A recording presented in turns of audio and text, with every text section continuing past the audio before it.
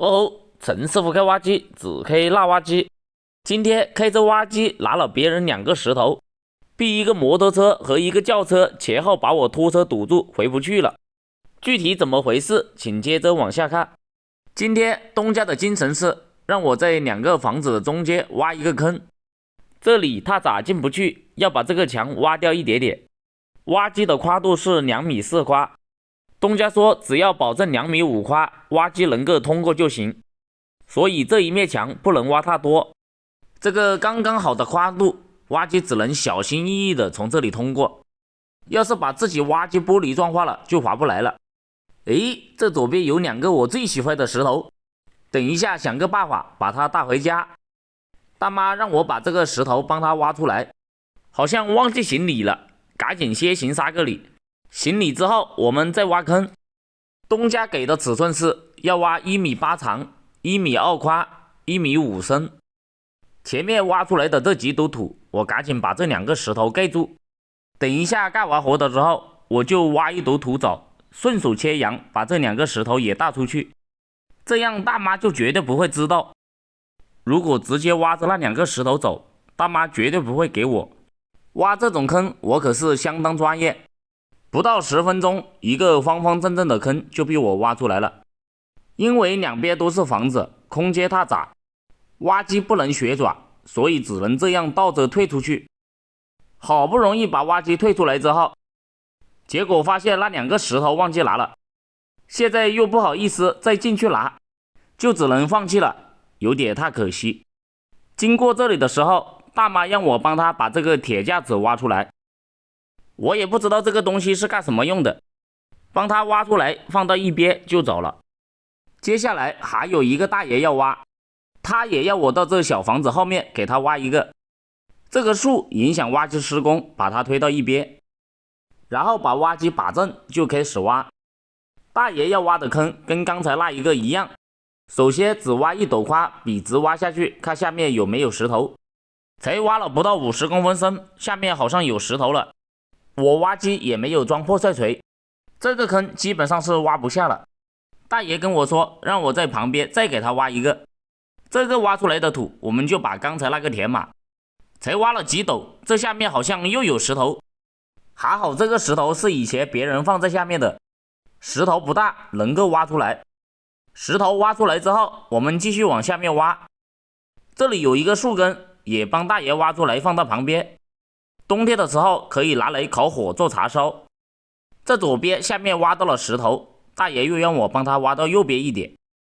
这下面好像都是以前填的松土，把松土全部清出来之后，底下全是挖不动的石头了。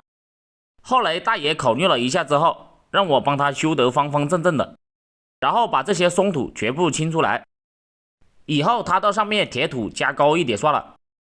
干完收工。咦，转角遇到 A， 怎么这里有2个我最喜欢的石头？帮大爷把这树上的树枝挖掉2根，然后给大爷说一下，让他把这2个石头送给我。趁大爷还没有反悔，拿着石头就赶紧跑。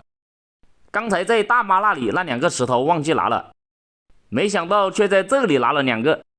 有时候运气就是这么好，是你的东西总会是你的。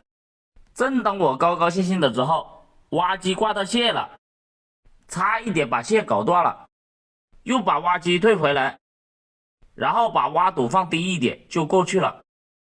赶紧又行3个礼，希望不要碰到什么麻烦事了。当我挖机开到拖车这里的时候，看见拖车后面有一个摩托车，前面还有一个小轿车，这个难道是大爷安排的，故意挡住我不让我走吗？明明说好了把这2个石头给我，怎么现在来时好好的回不去了？兄弟们，你们说怎么办？在线等，很急。哦吼，陈师傅开挖机，只开那挖机。这个新挖机停在家里，斗都生锈了，都没活干。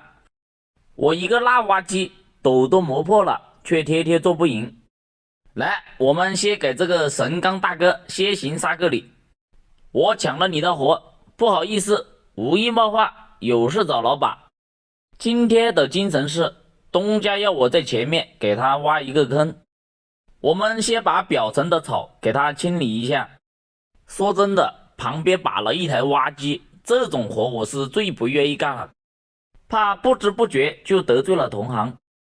毕竟近几年挖机这个大环境下，谁都不容易。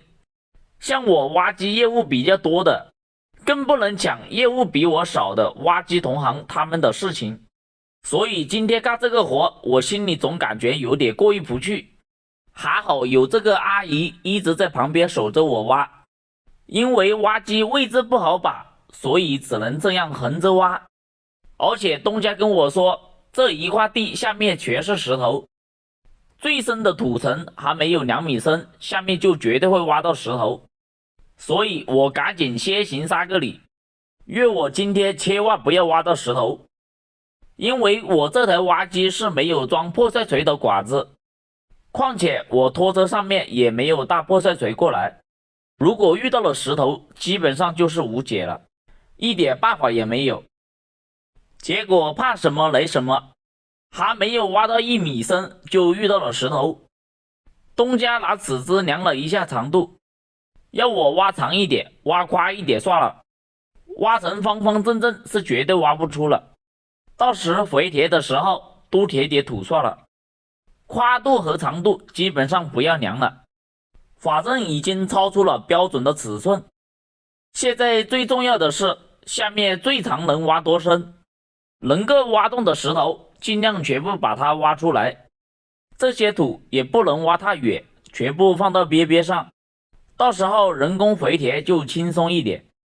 如果早知道下面有石头，我就绝对会开那台有破碎锤的挖机过来，也不至于今天这个坑挖得这么丑。